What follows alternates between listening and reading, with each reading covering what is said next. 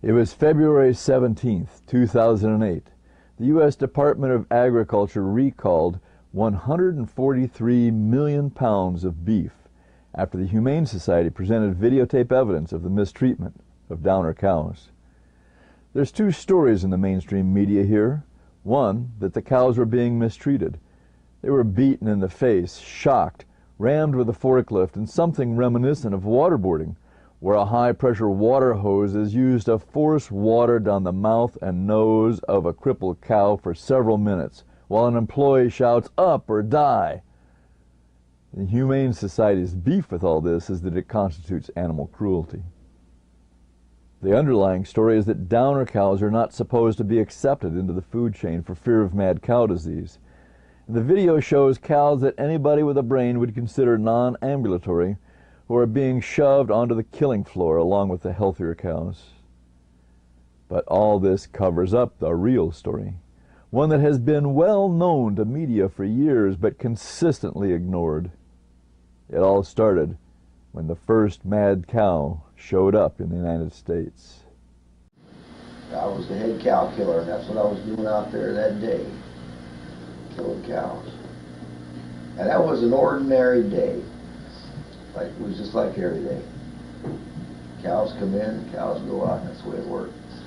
It was over in eastern Washington, at a little slaughterhouse that took bovine dregs to their hamburger future. The head cow killer was processing a truckload of downers. On this day, this is our second truckload of cows.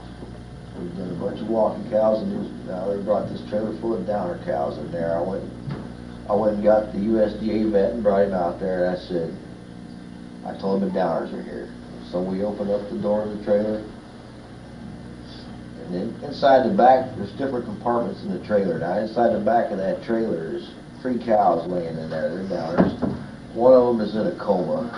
It's what you call a flat cow. I just shot her, just put her out of her misery. Then we temped and took in.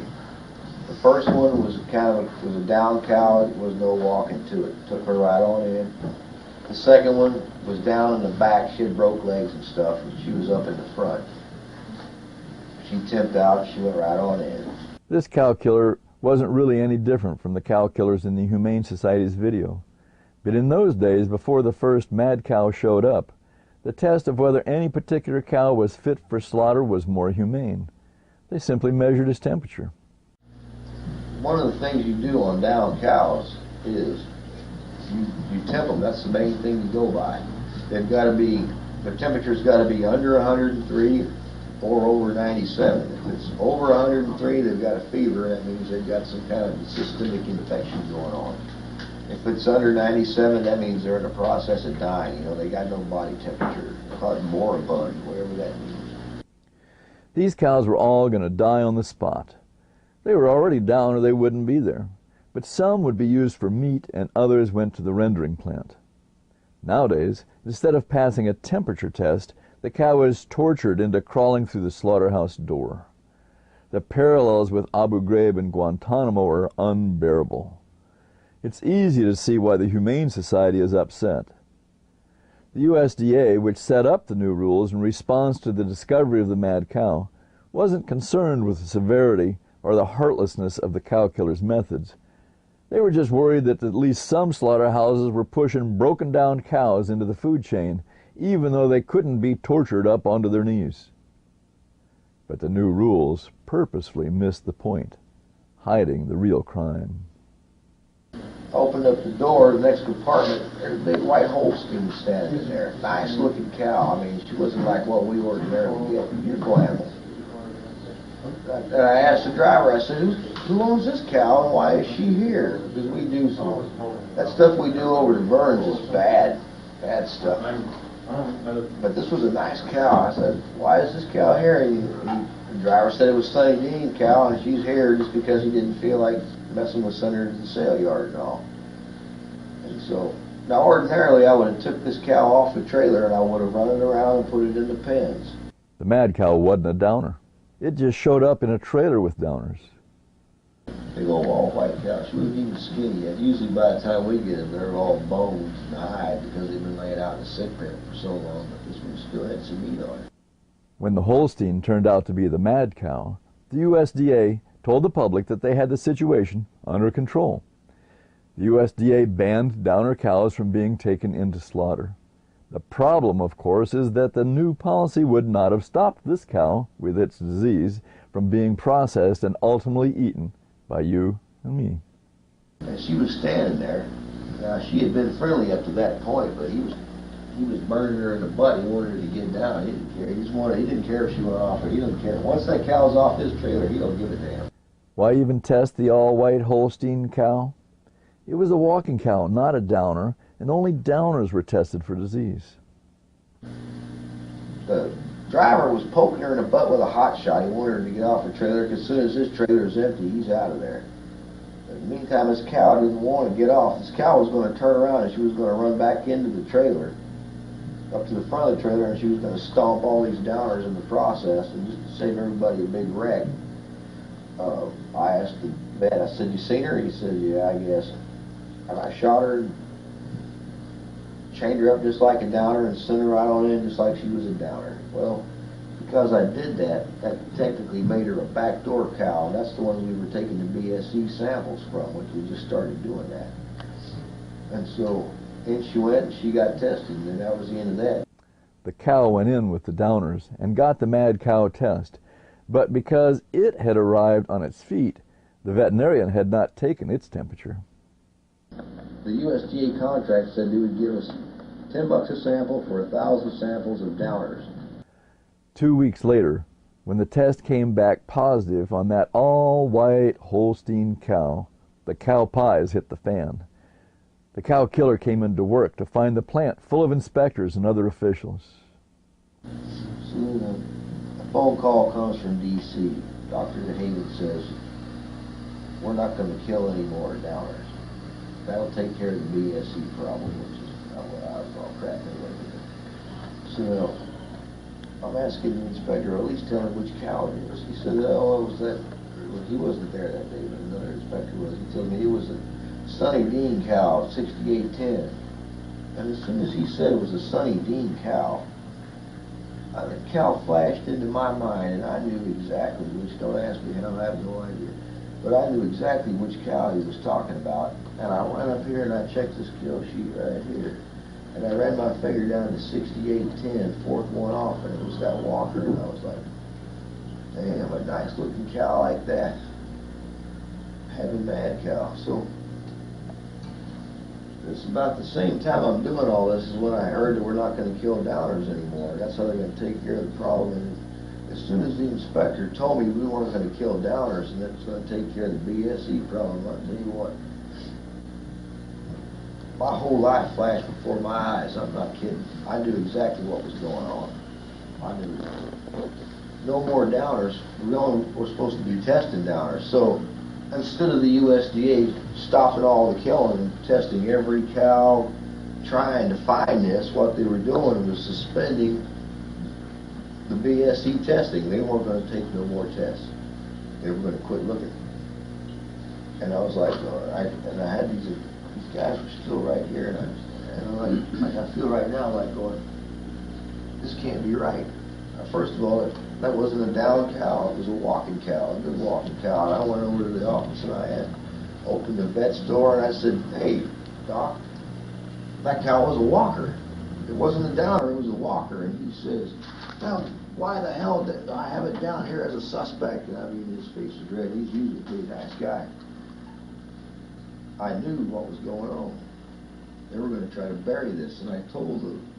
I turned around on my little crowd following me around, and I said, "There's no way I'm going to be part of no goddamn cover-up. If I don't work for the government, this ain't going to be Area 51. I'm not covering up nothing. Bullshit. I ain't doing it." Well, then my crowd went like this.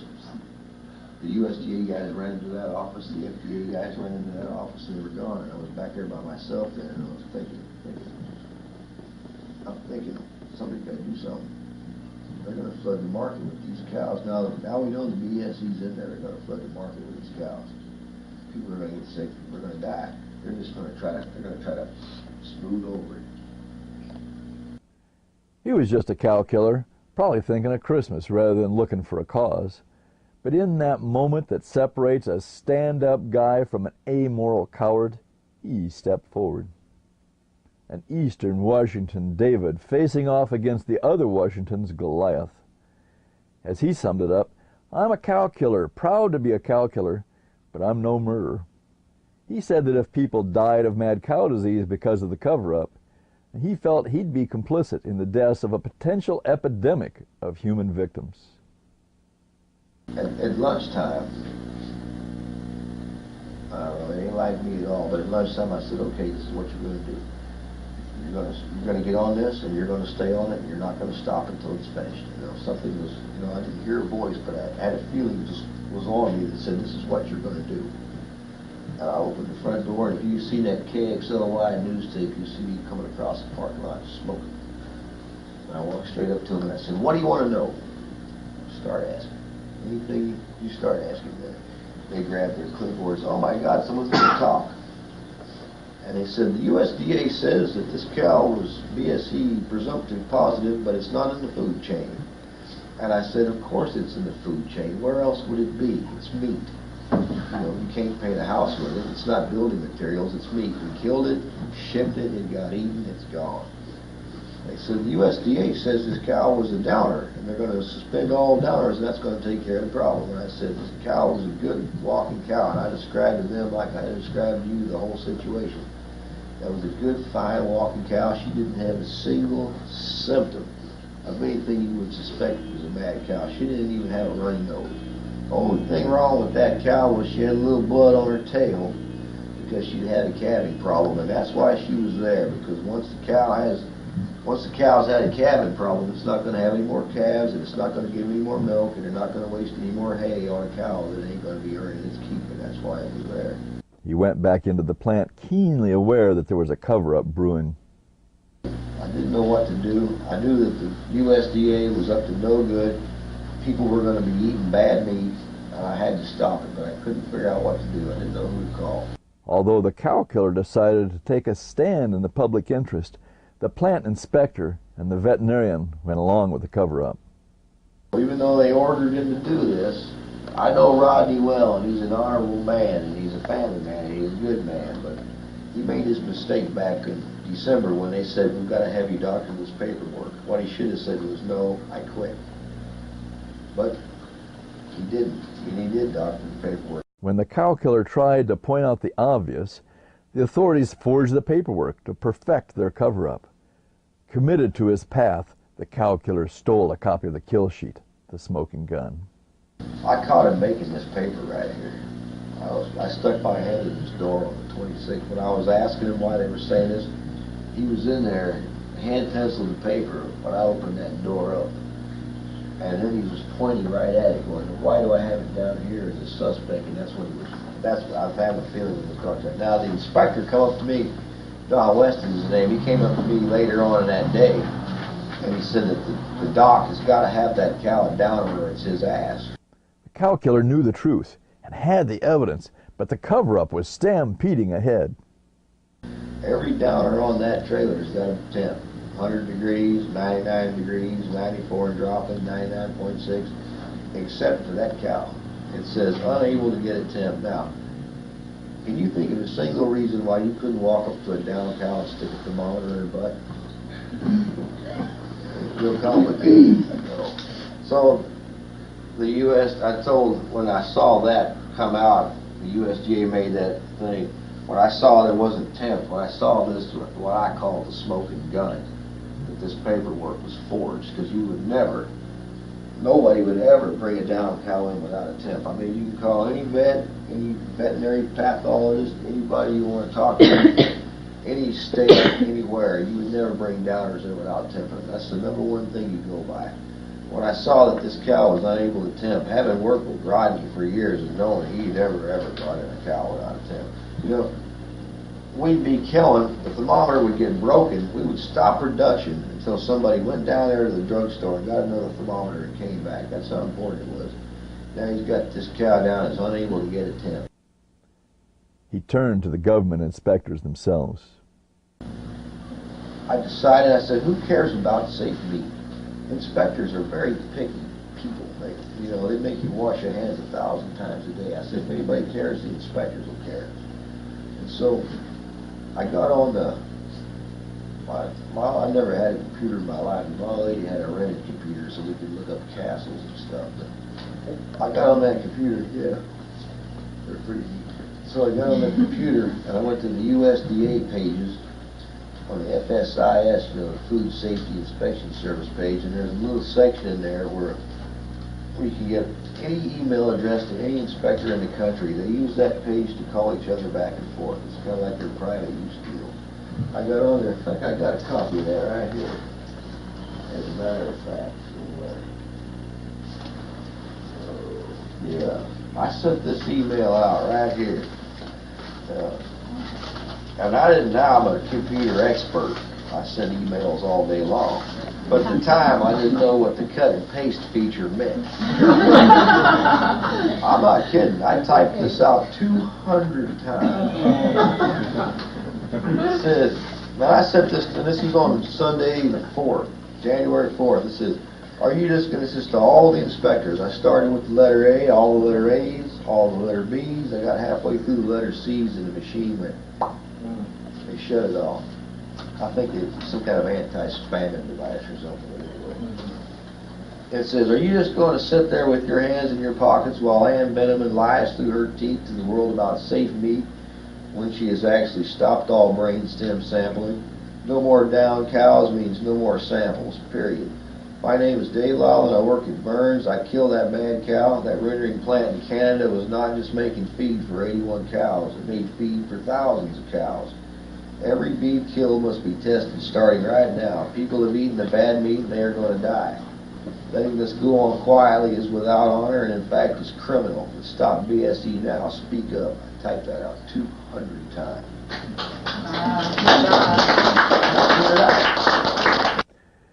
For his trouble, the cow killer lost his job at the slaughterhouse. But he didn't stop there. By the time we got this interview, the cow killer had spoken to all the major press. They would tape it, but not run it. We carried the story on Indie Media Presents, and it showed up here and there around the edges. But for all his testifying, it didn't seem to matter. As a result, we simply have no idea how many other innocent-looking mad cows have sashayed their way into our food chain. Japan tests every cow. The U.S. could do the same, but it would cost big corporations a little bit, and everybody knows how tempting it is for executives to choose profit before human safety. In this case, the USDA is in on the plot. In this story, we see the awful result of a government that doesn't really look after us any more than they do the suffering cows. The horror. The horror. We have become a nation of torturers, and it's eating right into our brains. After long incubation, it will be way too late to stop the apocalypse. Prions, the not-quite-a-virus things that cause mad cow, are not destroyed by normal methods of sterilization, even in hospitals. The Japanese government tests every cow. The U.S. covers up our danger while the downers get tortured, all for a quick buck. The danger to humans lies in contact with brain and nervous tissue. The cow killer worries about contamination because he knows all too well how the cows are processed. They're saying that before the cow is processed, we remove the brain and the spinal cord, which the brain is removed, but you know, that's another deal over here. The head goes that way. We're talking about the beef carcass right now. Now, you know what a backbone looks like. It's a big gnarly bone, long, big. You've seen backbones before. Tell me how you're going to take the spinal cord out of that. You can't. There's no way to do it. You take the splitting saw. Here's the cow. It's hanging by its back legs off two rails like this. Great big old cow. And you're standing there, and you got to cut it like the top of that cow is as high as that nozzle right there. You got this big old saw. It's a band saw like you use in wood shop, only it's hanging by cables, and it's got hot water in it. When you squeeze the trigger, that hot water sprays on the blade. It keeps that fat and blood and stuff melted off of that so the blade doesn't jump off of the sprockets.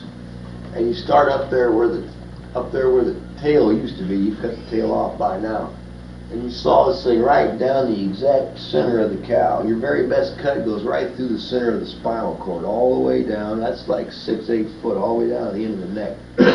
And so this saw has got big teeth on it. It's just ripping down through that backbone and it's pulling out spinal cord material, bone dust, blood, fat, meat, and it's mixing with the hot water jets that are spraying on the blade. This forms a big bloody slurry that's just running down. It just runs down these cows, inside and out. And if this cow's got BSE, that entire beef has been contaminated. You know, we'll take it over here to the next station and you hose off the big pieces with a garden hose, but then it goes into the cooler. Now all that contamination is into the fat. You know, the fat's kind of a bully kind of thing. You know, all that prions are now into all over the surface of this cow. And so they let it cool. They bring it out. It's time to process it. Throw it down there, and you start cutting on it. Every time you push your knife through that meat, it takes that contamination right into the meat with it. Every time you run it through a saw, it's pushing that contamination. So every steak, right across the face of every steak, every roast, every cut you make, you can't cut from the outside to the inside without taking a little, you know, it's as if you, think about it, you know, smeared peanut butter, pretend prions was peanut butter. Now think about how to cut through that peanut butter without pushing that peanut butter into that cut. You can't do it. It can't be done. And so every cut they make is a contaminated steak, contaminated roast. There is no safe cut of meat. A sick cow is a sick cow is a sick cow. It doesn't have to be that way. We could screen all the cows. Our situation is a lot like the federal response to the threat of Hurricane Katrina, a go cheap, hope for the best strategy, which in that case turned out to be deadly. And if this cow's got mad cow, and that cow goes on by, we're not going to stop and wash the saw every cow. Even if you could wash prions off, we wouldn't do it. You know, if that's a good cow, then the next cow gets split with the same saw. It gets contaminated, and the next one. So if you do 3,000 cows in a day, you're going to contaminate 3,000 cows. That's why they need to do testing. So that's the story corporate media is hiding. They tell us how the USDA nabbed a perpetrator who first tortured and then processed some cows who couldn't walk, and how a lot of meat was recalled. What they don't recall is that all-white Holstein walking just fine that day in December when it got tested on a fluke. If the mad cow that day wasn't a downer, then the whole system is a joke, and it isn't just the cows that are standing in shit. You thought you'd like to know. For the Pepper Spray Video Activist Collective and the Seattle Indie Media Center, this is Randy Rowland.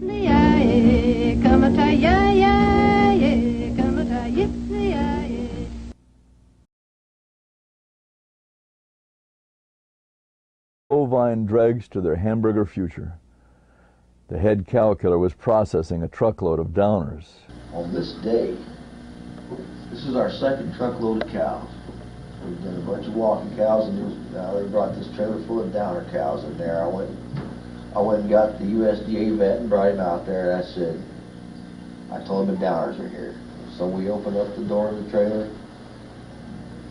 and then inside the back, there's different compartments in the trailer. Now inside the back of that trailer is 3 cows laying in there. They're downers. One of them is in a coma. It's what you call a flat cow. I just shot her, just put her out of her misery. Then we temped and took in. The first one was a down cow. There was no walking to it. Took her right on in. Was to be accepted into the food chain for fear of mad cow disease. And the video shows cows that anybody with a brain would consider non-ambulatory, who are being shoved onto the killing floor along with the healthier cows. But all this covers up the real story, one that has been well known to media for years but consistently ignored. It all started when the first mad cow showed up in the United States. I was the head cow killer, and that's what I was doing out there that day, killing cows. And that was an ordinary day. Like, it was just like every day. Cows come in, cows go out, and that's the way it worked. It was over in eastern Washington, at a little slaughterhouse that took both. It was February 17th, 2008. The U.S. Department of Agriculture recalled 143 million pounds of beef after the Humane Society presented videotape evidence of the mistreatment of downer cows. There's two stories in the mainstream media here. One, that the cows were being mistreated. They were beaten in the face, shocked, rammed with a forklift, and something reminiscent of waterboarding, where a high-pressure water hose is used to force water down the mouth and nose of a crippled cow for several minutes, while an employee shouts, "Up or die!" The Humane Society's beef with all this is that it constitutes animal cruelty. The underlying story is that downer cows are not supposed moribund, whatever that means. These cows were all going to die on the spot. They were already down or they wouldn't be there. But some would be used for meat and others went to the rendering plant. Nowadays, instead of passing a temperature test, the cow is tortured into crawling through the slaughterhouse door. The parallels with Abu Ghraib and Guantanamo are unbearable. It's easy to see why the Humane Society is upset. The USDA, which set up the new rules in response to the discovery of the mad cow, wasn't concerned with the severity or the heartlessness of the cow killer's methods.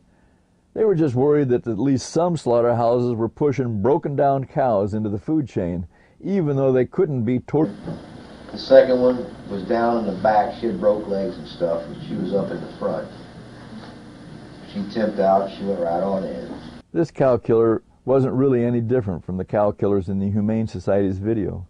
But in those days, before the first mad cow showed up, the test of whether any particular cow was fit for slaughter was more humane. They simply measured his temperature. One of the things you do on down cows is you temp them. That's the main thing to go by. They've got to be, their temperature's got to be under 103 or over 97. If it's over 103, they've got a fever. That means they've got some kind of systemic infection going on. If it's under 97, that means they're in the process of dying. You know, they got no body temperature.